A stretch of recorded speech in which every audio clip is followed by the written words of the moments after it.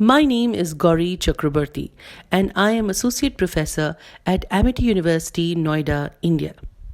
Global outrage against sexual harassment via the social outburst #MeToo in the United States in 2017 had a significant impact in India.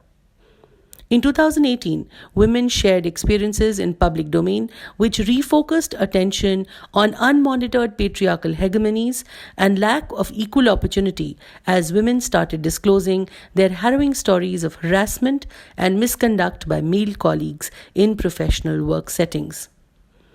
Initially surprised by the silence on the Indian side after the Me Too revelation in America, Outlook magazine launched a campaign, #MeMum on Twitter, indicating the silence or being mum about harassment in Bollywood, the Hindi mainstream film industry, along with a cover story in its June 2018 edition. Harassment at work is universal and occurs as much, for example, in banking or IT sectors. But Outlook chose to specifically focus on the film industry. This is indicative on how sexual abuse is interpreted to be a part and parcel of creative industries like Bollywood.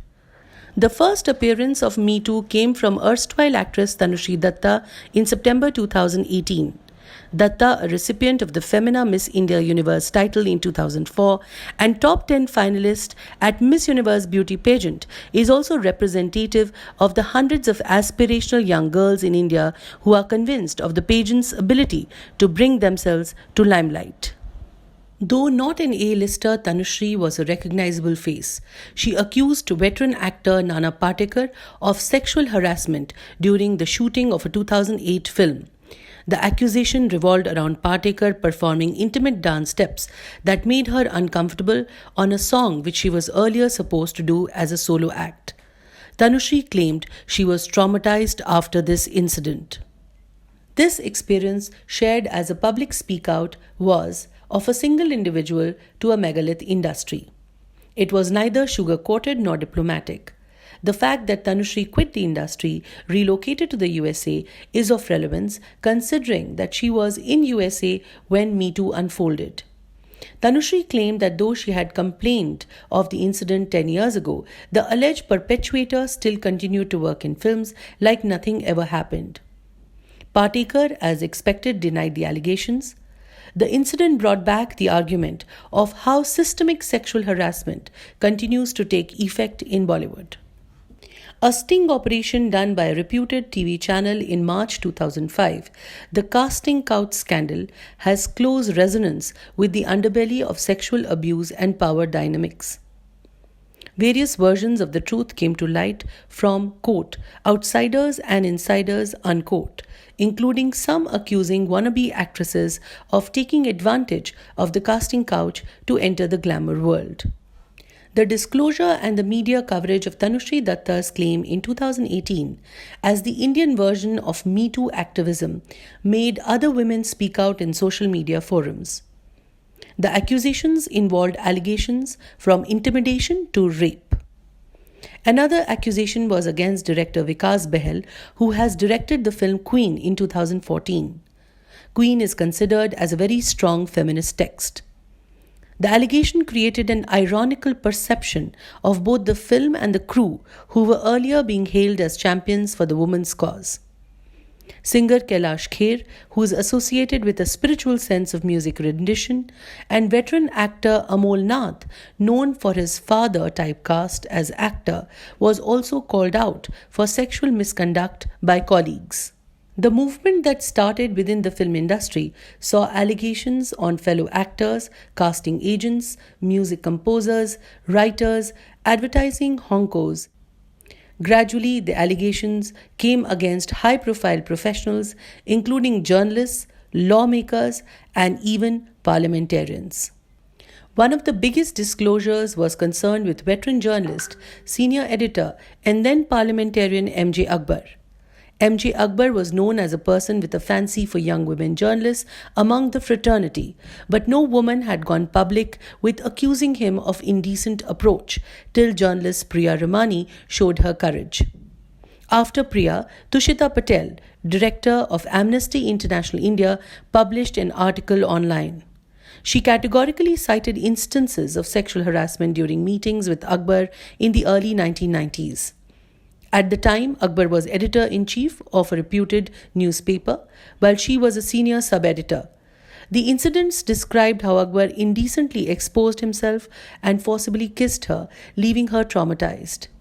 Priya Ramani, the original whistleblower against Akbar, received tremendous support from fellow feminists on social media. The ruling political party which nominated Akbar withdrew in silence, and MJ Akbar resigned from the post of Minister of State for External Affairs in October 2018. In an interview in 2019 on Me Too, Priya Ramani stated that mainstream media did not give as much attention to her story, but online portals, namely The Quint and News Laundry, did. This clearly indicates a paradigm shift from a TV channel doing a sting operation on the casting couch in 2005, but online platforms taking center stage of discussion in 2018. Accusations emerged against Ranjan Gogoi, Chief Justice of India, when on April 19, 2019, junior court assistant and a former employee of his sent a complaint letter attached with a detailed affidavit to 22 judges of the Supreme Court. The Me Too movement in India is largely perceived as an elitist movement, since educated working women were the ones sharing their experiences in public. The concept of misuse, maligning a senior official as part of Me Too, was as much in discussion on public forums. Supporters of the movement believe that sharing a harassment or sexual abuse incident is an act of courage. Most victims confided that their earlier silence was connected to the fear of professional targeting, ostracization, and social stigma. Let me now discuss the impact of the movement. Unlike the movement in the US, the Me Too in India was a movement led on social media as primarily activism. The lack of evidence and witnesses to indict the aggressor remains a key gap in any legal action. The movement did result in major social consequences for several of those accused, such as firing, resignation from their jobs, condemnation, and disassociation from industry bodies. As Ashwini Tambe cites in her paper titled Reckoning with the Silences of #MeToo, quote, "It is worth keeping in mind that the primary instrument of redress in Me Too is public shaming and criminalization of the perpetuator." Unquote. In 2012, post the heinous Nirbhaya rape case, there was a perceivable difference in activism for rights, safe public spaces, and freedom for women. The Sexual Harassment of Women at Workplace, Prevention, Prohibition and Redressal Act 2013 emerged as a major consequence of this consciousness. 6 years later, in 2018, the Me Too movement gave an opportunity for activists demanding justice and equality of women to strengthen the act. Its presence on paper and absence in spirit was of key concern. One of the clauses of this act is that any establishment, irrespective of whether it is private or public, with 10 or more employees must have an internal complaints committee, ICC. This act covers under its ambit even women employed on a contractual basis on a film set, be it actors, assistants, or technicians. Each film company, like any other company in India, is required to have an ICC in place. The debate around equality, opportunity, more attrition ratio of women than men became key issues. The concept of sex and power came to the limelight. The use of power to coerce sexual consent remains a critical vice in glamour-ridden Bollywood. The regional Malayalam film industry situated in Kerala has some of the most forward-looking women filmmakers who formed the Women in Cinema Collective in November 2017, way before Tanushree Datta revealed her story. This collective was formed after an actress working in the film industry was waylaid and harassed. Members of the collective state that the Me Too movement revalidated their focus and was a significant illustration of the change they were seeking in the work culture. In the same vein, the biggest and most visible impact was in terms of awareness.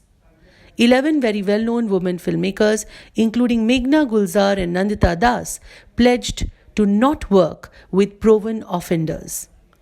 Let's discuss the major consequences.